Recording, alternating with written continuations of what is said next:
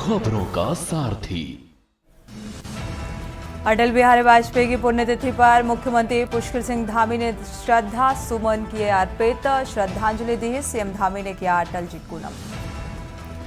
मुख्यमंत्री सशक्त बहना उत्सव योजना के तहत कार्यक्रम का आयोजन। राज्य स्तरीय कार्यक्रम में सीएम धामी ने लिया हिस्सा।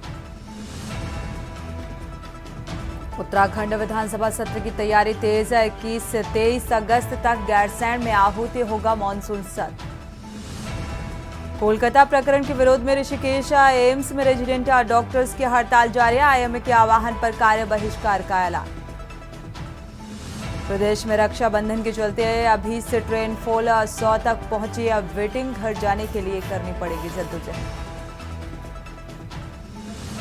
और गौरीकुंड केदारनाथ पैदल मार्ग पर सर्च अभियान में 3 और शव पाए गए और अब तक 6 लोगों की हो चुकी है। आप देख रहे हैं के न्यूज, खबरों का सारथी।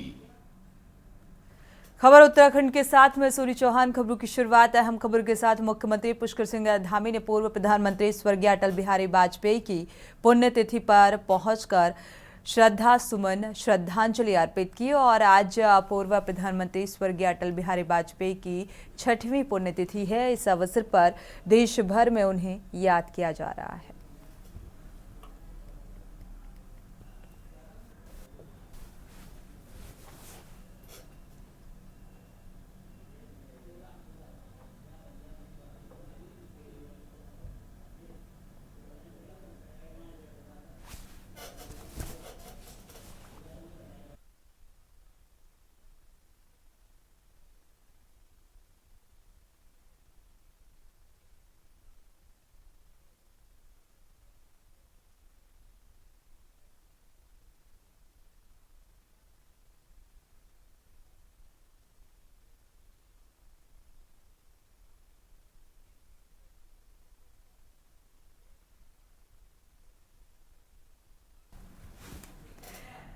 बढ़ते आगे। कोलकाता प्रकरण के विरोध में ऋषिकेश एम्स में रेजिडेंट डॉक्टर्स की हड़ताल जारी है। आईएमए के आह्वान पर रेजिडेंट डॉक्टर कार्य बहिष्कार कर रहे हैं और इसका सीधा असर स्वास्थ्य सेवाओं पर दिख रहा है। रेजिडेंट डॉक्टर का कहना है कि जब तक इंसाफ नहीं मिलता तब तक हड़ताल जारी रहेगी। सरकार हमारी 3 सूत्रीय मांगों पर कदम उठाए जिसमें परिवार को इंसाफ मिले, डॉक्टर की सुरक्षा पर बिल और सीबीआई फास्ट ट्रैक पर कार्रवाई। ऋषिकेश रेजिडेंट डॉक्टर्स का कार्य बहिष्कार।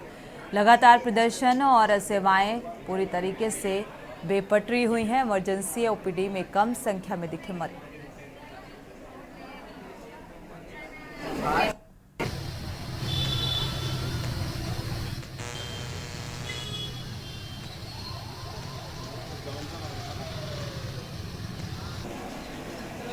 जी, हमारी स्ट्राइक जो है आपको पता ही है, एक महिला चिकित्सक के साथ आरजीकर मेडिकल कॉलेज में कैसी बर्बस दुर्घटना हुई है और इस वजह से हम ये स्ट्राइक पर है। हम चाहते हैं कि जिस तरह से अस्पताल में हम डेडिकेटेड होकर ड्यूटी करते हैं, इतनी मेहनत से करते हैं, पब्लिक के लिए करते हैं, तो वो संवेदनशीलता हमें भी चाहिए, हमें भी प्रोटेक्शन चाहिए, हमें भी एश्योरेंस चाहिए गवर्नमेंट की तरफ से कि हमें भी प्रोटेक्शन रहेगा। हमें इस तरह से डर के काम करने की ज़रूरत ना हो। प्लस जिस बेटी के साथ इस तरह से हुआ है कलकत्ता में, उसके लिए हम जस्टिस की डिमांड कर रहे हैं। हमें फास्ट ट्रैकिंग चाहिए इस सीबीआई इन्वेस्टिगेशन के लिए और जैसे ही कल्प्रिट जितनी जल्दी पकड़े जाएं, उनको उस तरह से फास्ट ट्रैक कोर्ट में उनका एग्जीक्यूशन भी होना चाहिए। तो बता दिया था मैंने पहले, जस्टिस फॉर विक्टिम। जो विक्टिम फैमिली है उसको एक जस्टिस मिलना चाहिए, एक मॉनिटरी कॉम्पनसेशन मिलना चाहिए और जुडिशियल ये कॉम्पनसेशन मिलना चाहिए। फेयर ट्रांसपेरेंट इन्वेस्टिगेशन सीबीआई करके जो भी इसके हादसे के पीछे जो है कल्प्रिट्स, वो सबको सजा मिलना चाहिए। मानवाधिकार और सीएम हेल्पलाइन से मिल रही शिकायतों का एसएसपी पौड़े समय पर निस्तारण कर रहे हैं। एसएसपी पौड़े लोकेश्वर सिंह ने जानकारी देते हुए बताया कि मानवाधिकार और सीएम हेल्पलाइन से जो भी शिकायतें मिल रही हैं, उन शिकायतों को उनके कार्यकाल में मॉनिटरिंग की जाती है और एक निश्चित समय पर उनका निस्तारण कर लिया जाता है। सामाजिक कार्यकर्ताओं ने भी इस प्रकार के मामलों में तेजी लाने की बात कही।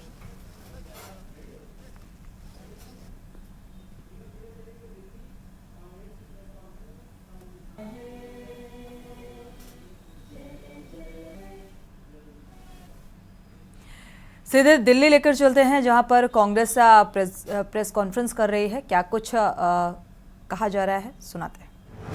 दिल्ली संविधान रक्षक अभियान की शुरुआत हम लोग करने जा रहे हैं और ये पूरे देश के अंदर जो हमने ये अभियान चलाया है, आज से 26 नवंबर तक 100 दिन का ये अभियान है, उसकी शुरुआत आज हम करने जा रहे हैं और दिल्ली की 70 विधानसभा में इस कार्यक्रम को हम करेंगे। मैं बाद में बात करूंगा, मैं पहले निवेदन करूंगा आदरणीय श्री अजय माकन जी से कि वो आज के इस अभियान के ऊपर आप लोगों से बातचीत करें।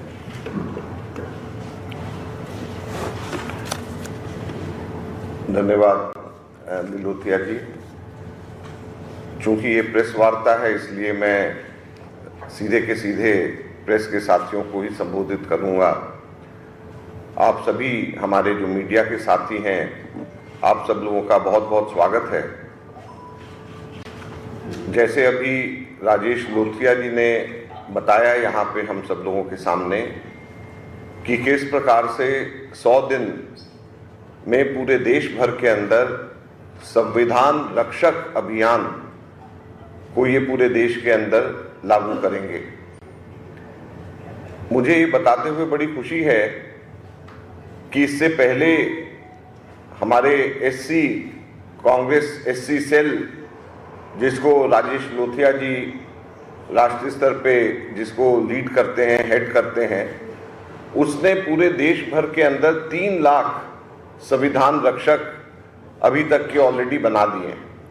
और मुझे बड़ी खुशी है, इधर यहाँ पर एक फोटो मेरी भी है। संविधान रक्षक जब ये मुझे बनाने आए और मैं संविधान रक्षक का सर्टिफिकेट मुझे दिया, तो इस प्रकार से खड़गे जी भी यहाँ हैं, देवेंद्र यादव जी जो हमारे पीसीसी अध्यक्ष हैं, ये भी संविधान रक्षक अभी बने हैं। इस प्रकार से पूरे देश भर में 3 लाख संविधान रक्षक बने।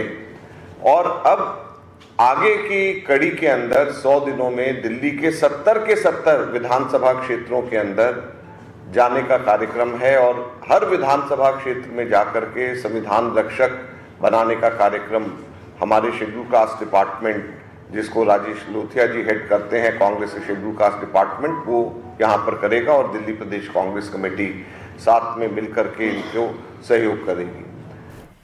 चलिए, तो कांग्रेस की प्रेस कॉन्फ्रेंस संविधान रक्षक अभियान की शुरुआत करने जा रही है और इसी का जिक्र करते हुए नजर आए। बढ़ते आगे, देहरादून में अब जल्द ही नगर निगम को कूड़ा उठान का भुगतान QR कोड के माध्यम से मदद से किया जा सकेगा और नगर आयुक्त गौरव कुमार ने बताया कि स्मार्ट सिटी लिमिटेड के तहत जल्द ही सभी दून वासियों को QR कोड वितरित किए जाएंगे और कूड़ा उठाने की गाड़ियों पर भी QR कोड लगाया जाएगा। जिस घर से कूड़ा उठान का कार्य किया जाएगा उसका QR कोड स्कैन होगा।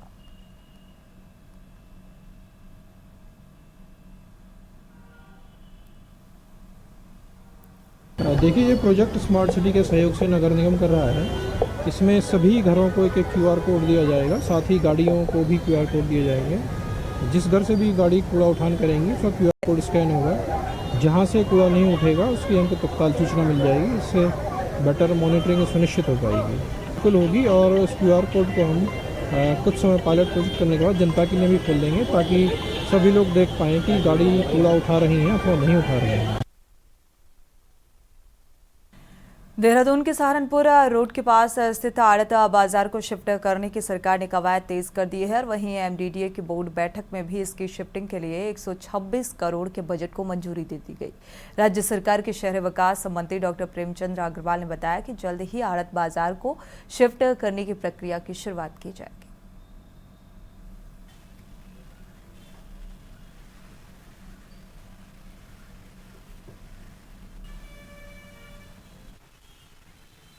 से प्रक्रिया चल रही थी, उनके साथ बैठ के बातचीत हुई है, उनको मुआवजा दिया जा रहा है, उनके हिसाब से उनके साथ बातचीत हुई है।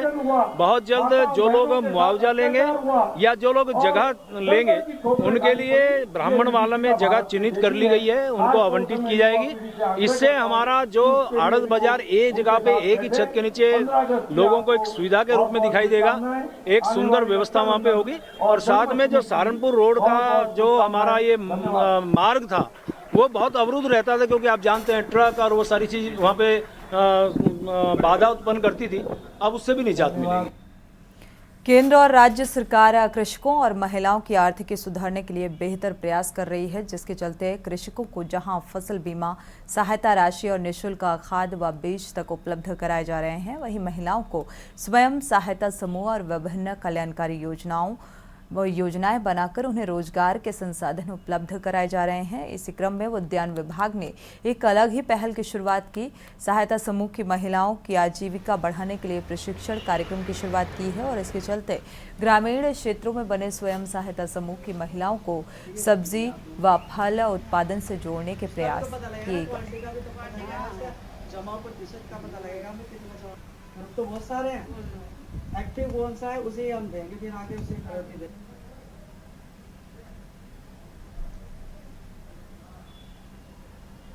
तो बहुत आया है, कोई भी नहीं लेगा, फिर इसकी कीमत। ये चांदनी स्वयं सहायता समूह है शंकरपुर में, ठीक है। आज हमारे इन्होंने के साथ मीटिंग थी। हाइब्रिड भी ज़्यादा है हमारे यहाँ निःशुल्क, है ना। तो इसमें क्या है, प्रदर्शन के लिए लोगों को दिया जाता है कि उसको लगाइए और अपनी आजीविका बढ़ाए, ठीक है। लोगों के मैंने इस बार शुरू किया है कि महिलाओं को दिया जाए। जो हमारे क्षेत्र में स्वयं सहायता की जो महिलाएं हैं, जो समूह बने हुए हैं, उनको ज़्यादा से ज़्यादा इस बीज का लाभ दिया जाए और उनकी आजीविका में वृद्धि हो। जिससे इसके अलावा किस तरह की योजनाएं चला रहा है उद्यान विभाग? जो भी निःशुल्क का बीज आता है वो तो हमें, जो भी निःशुल्क का बीज आ रहा है विभाग के अंदर, वो ज़्यादा से ज़्यादा कोशिश है कि स्वयं सहायता समूह है, जो हमारे पिछड़े वर्ग है, उनको दिया जाए, ठीक है। वो ज़्यादा से ज़्यादा लाभ उठाए इसका योजनाओं का। और बाकी बिक्री का तो आता ही हमारे यहाँ बीज, सब्जी बीज। नैनीताल नगर पालिका की ओर से कूड़े का उपयोग पार्क की सजावट के लिए वस्तुएं बनाई जा रही हैं। पालिका पानी की खाली बॉटल्स को नैनीताल के पार्कों में लगाकर पेंट कर सजाया गया और नगर पालिका चिल्ड्रन पार्क और वाल्मीकि पार्क को सजा चुकी है। पालिका पंत पार्क में सजावट का काम शुरू किया गया।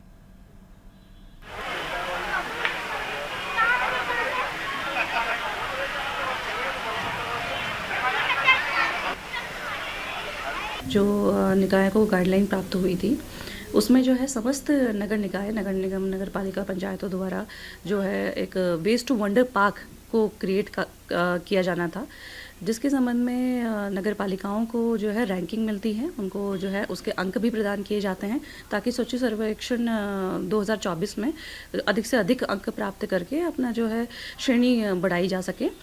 तो इसमें हमें भी ये गाइडलाइन प्राप्त हुई थी। समस्त निकाय में भी इस तरह के कार्य चल रहे हैं, चूँकि वेस्ट टू वंडर जो एक कॉन्सेप्ट है कि वेस्ट को भी आप जो है इधर उधर ना फेंके, उससे भी आप बहुत बेहतर तरीके से एक सुंदर जो है आप क्रिएट कर सकते हैं, एक सुंदर जगह को निर्माण कर सकते हैं। तो इस कॉन्सेप्ट के साथ एक वेस्ट टू वंडर पार्क नगर पालिका परिषद द्वारा भी बनाया जा रहा है। नैनीताल का रुख करते हैं। नैनीताल के भीमताल में भीमताल व्यापार मंडल और विभिन्न संगठन द्वारा वृक्षारोपण का कार्यक्रम आयोजित किया गया। व्यापार मंडल के पदाधिकारी और भीमताल झील के किनारे गोल्डन साइप्रस के पेड़ जो हैं वृक्षारोपण कर पेड़ों को बचाया जा सके, क्योंकि इससे पहले भी कोरोना काल में ऑक्सीजन की कमी से नुकसान हुआ था। आज विभिन्न संगठन द्वारा भीमताल क्षेत्र में 50 से ज़्यादा वृक्ष लगाए गए। पेड़ों को बचाने के लिए स्थानीय लोगों की मदद से ट्री गार्ड लगाए गए और ताकि आवारा जानवरों के साथ ही पेड़ की सुरक्षा रहे और विभिन्न संगठनों द्वारा सही तरीके से पेड़ों का बचाव हो सके। फिलहाल अभी भीमताल के क्षेत्र में 50 ऐसे पेड़ लगाए गए।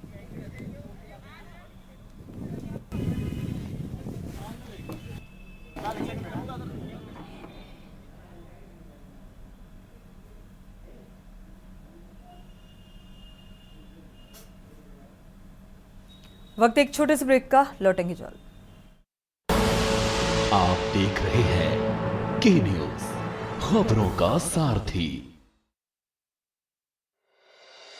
हर घर तिरंगा, हर घर तिरंगा, हर घर तिरंगा फहराएगा, भारत पर्व मनाएगा। हर घर तिरंगा, हर घर तिरंगा, आजादी की पहचान तिरंगा, वीरों का सम्मान तिरंगा, जोश भर दे जो नस नस में भारत का गौरव गान तिरंगा, हिंदुस्तान के दिल से निकली देश प्रेम की गंगा। हर घर तिरंगा, हर घर तिरंगा, हर घर तिरंगा, हर घर तिरंगा, भारत की मुस्कान तिरंगा, हम सबका अभिमान तिरंगा, हंसते हंसते मिटे जो उनकी आन बान और शान तिरंगा, आजादी के उत्सव में पूरा देश है रंगा, हर घर तिरंगा, हर घर तिरंगा।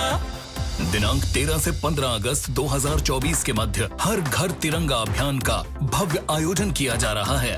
आइए हम सब मिलकर तिरंगा फहराएं, हर घर तिरंगा अभियान को सफल बनाएं। केसरिया से मन जोगी हुआ रे, दिल झूमे देखो मतवारा हुआ रे, केसरिया से मन जोगी हुआ। हर पल मनाओ केसरी त्योहार। विमल, बोलो जुबान केसरी। आप देख रहे हैं के न्यूज, खबरों का सारथी। ब्रेक से वापस आ रहे हैं, रुक करते हैं खबरों का। 78वें स्वतंत्रता दिवस पर राजभवन में राज्यपाल लेफ्टिनेंट जनरल गुरमीत सिंह ने राष्ट्रीय ध्वजा फहराया और प्रदेशवासियों को शुभकामनाएं दी। राज्यपाल ने कहा कि अब समय है कि विकसित भारत का जो सपना देखा गया 2047 तक पूरा करना है और इसके लिए हम सभी लोग मिलकर कार्य करें, देश को प्रगति के पथ पर आगे बढ़ाएं।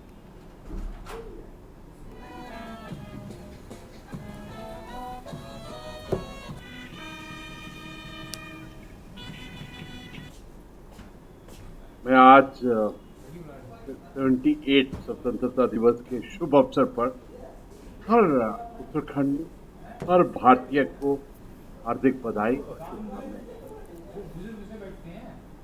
आज का दिन हमारे लिए बहुत महत्वपूर्ण है कि जिन्होंने हमारे को आज़ादी दिलाई, उन ज्ञात अज्ञात सेनानियों को उनके सर्वोच्च बलिदान, उनकी निष्ठा, उनके सुप्रीम सेक्रीफाइस को हम नमन करें, ट्रिब्यूट पे। 78वें स्वतंत्रता दिवस के अवसर पर सीएम आवास में मुख्यमंत्री पुष्कर सिंह धामी ने ध्वजारोहण किया और इस अवसर पर उन्होंने सीएम आवास में मौजूद सभी अधिकारियों और कर्मचारियों को राष्ट्रीय एकता की शपथ भी दिलाई। प्रदेशवासियों को स्वतंत्रता दिवस की शुभकामनाएं दी। देश की आज़ादी एवं मां भारती की रक्षा के लिए अपना सर्वोच्च बलिदान देने वाले महानायकों को याद किया गया।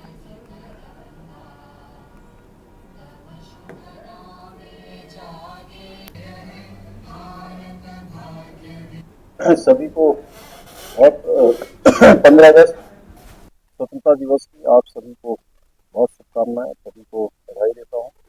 और आज के इस पावन अवसर पर हमारे देश के अमर शहीदों को, अमर बलिदानियों को, देश के हमारे सैनिकों को, जिन्होंने भारत माँ की रक्षा के लिए अपने प्राणों का बलिदान किया, हमारे लिए अपना सर्वोच्च निछावर किया, उन सबको मैं निछावर करता हूँ।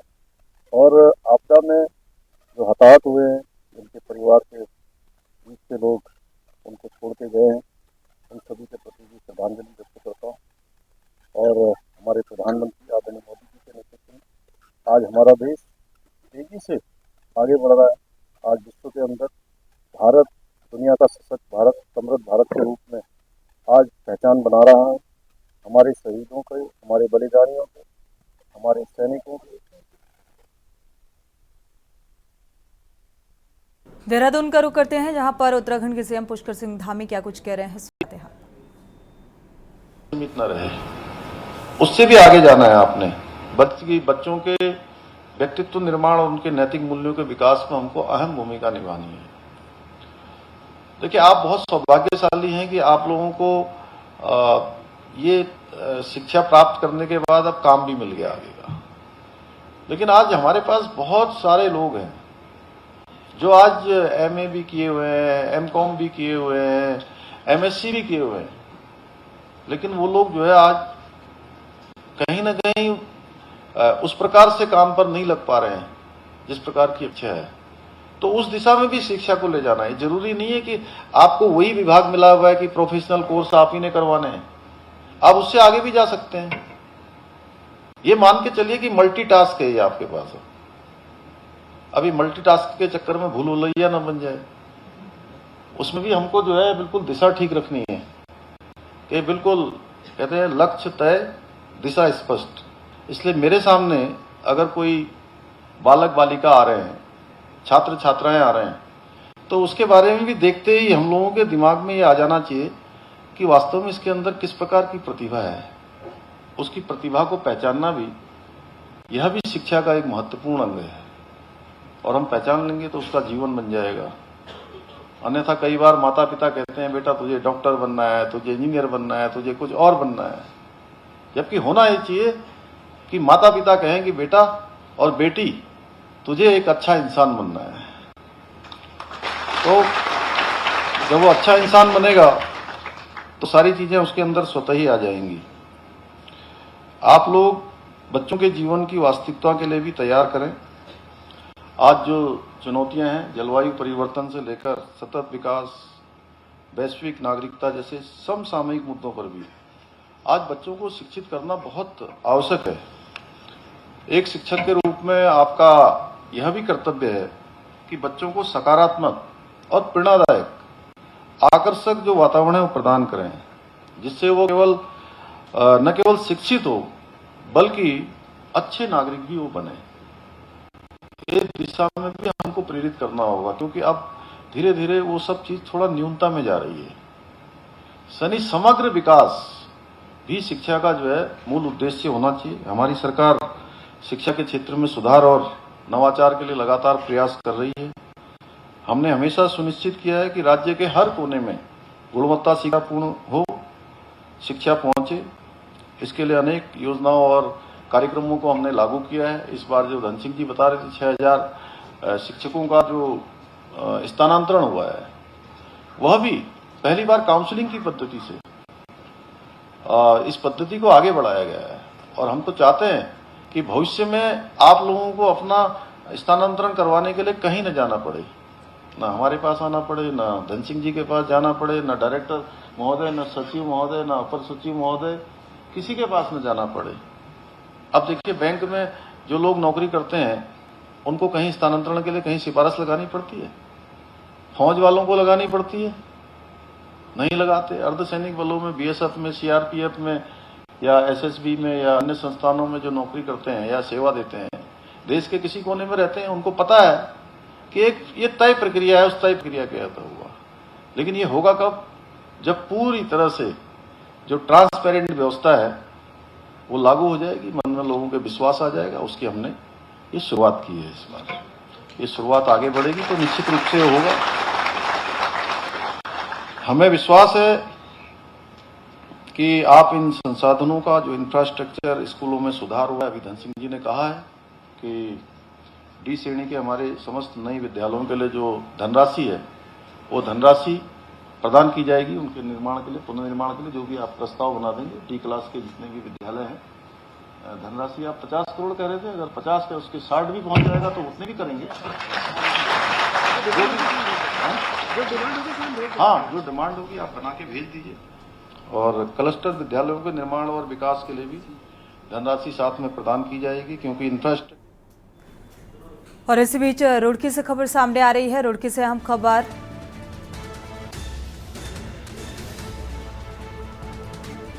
आग लगने की घटना सामने आ रही है। ट्रो कंपनी के गोदाम में लगी भीषण आग, और भीषण आग की तस्वीरें भी सामने आ रही है। भगवानपुर औद्योगिक क्षेत्र में स्थित है ट्रो कंपनी और इसमें भीषण आग लगी है।